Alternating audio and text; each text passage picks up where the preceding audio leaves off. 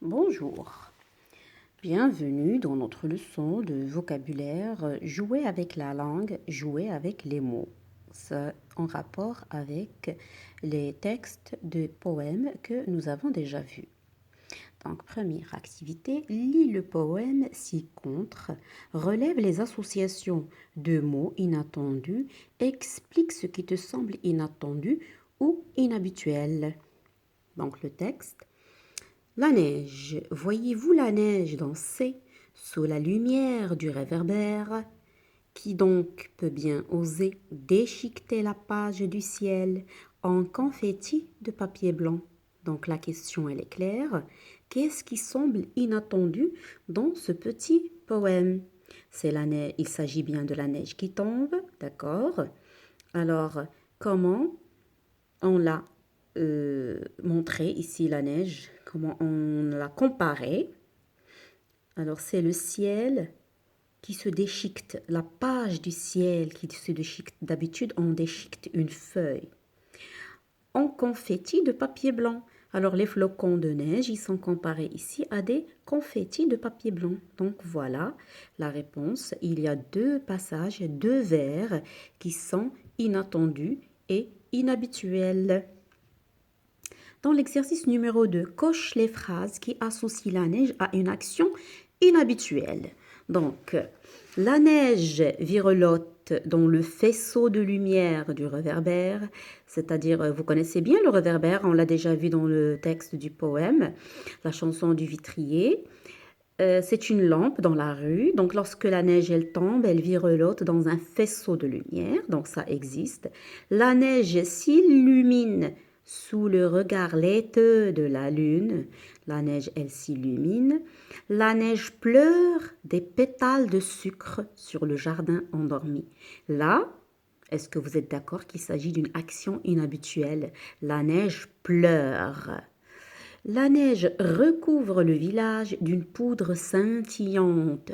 Ça existe dans la nature. La neige, elle peut recouvrir un village d'une poudre blanche scintillante qui scintille, qui brille à la lumière du soleil. La neige peint le vieil arbre fatigué en un danseur fantomatique. Là, il compare la neige en un, si vous voulez, en un peintre qui peint le vieil arbre fatigué en un danseur fantomatique. Là, c'est une action inhabituelle. Donc là, je vous aide pour répondre à ces questions. Dans l'exercice 2, complète les vers de ce poème à l'aide de mots qui riment avec le nom de chaque fleur. Bouquet de fleurs. La pervenche se penche, la rose est éclose. Le coquelicot, eh ben, on va chercher ici quel est le mot qui rime avec le coquelicot. Coquelicot, berlingot, escargot. Donc, je vais vous donner une proposition.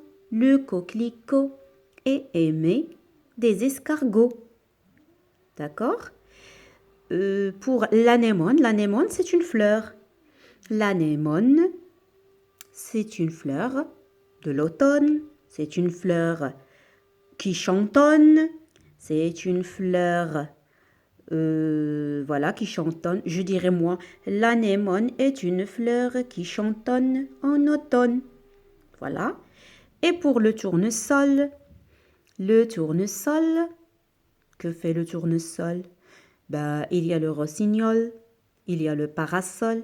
Le tournesol ressemble au parasol. Ou bien, le tournesol est la fleur préférée du rossignol. Ou bien, le tournesol parfois s'envole. Vous avez plein de propositions pour compléter ce bouquet de fleurs. Dans la dernière activité, vous avez le modèle d'un poème et vous allez le compléter. Le poème Mon jardin. Mon jardin a une fontaine. Voyons voir ici. Ils ont dit ma maison a un jardin qui me fait signe d'entrée. Ma maison est une allée qui conduit mes pas. Ma maison a une porte. Ma maison a une porte qui ouvre qui ouvre mon cœur. Ma maison a une cheminée qui chuchote mes rêves. Donc, de la même manière, on va compléter. Mon jardin a une fontaine. Dans la fontaine, il y a de l'eau. D'accord? Dans la fontaine, il y a de l'eau. Mon jardin a une fontaine. Que me donne la fontaine? Qui me donne de l'eau pour me rafraîchir, par exemple. Mon jardin a une tonnelle. La tonnelle, c'est comme un parasol. Qu'est-ce que je fais dans le parasol? Je m'abrite. Ma fontaine a une tonnelle qui m'abrite du soleil, par exemple. Ou je me cache du soleil qui m'abrite. Il y a qui je dois respecter. Mon jardin a un épouvantail. Qui? Que fait l'épouvantail? Qui chasse ou bien qui fait peur. Mon jardin a un épouvantail qui fait peur aux volailles, qui fait peur aux oiseaux, qui fait peur. Vous cherchez un mot avec ail, ou bien qui ressemble à mon éventail. Et voilà. Je vous souhaite un bon courage, j'attendrai vos retours et bonne continuation.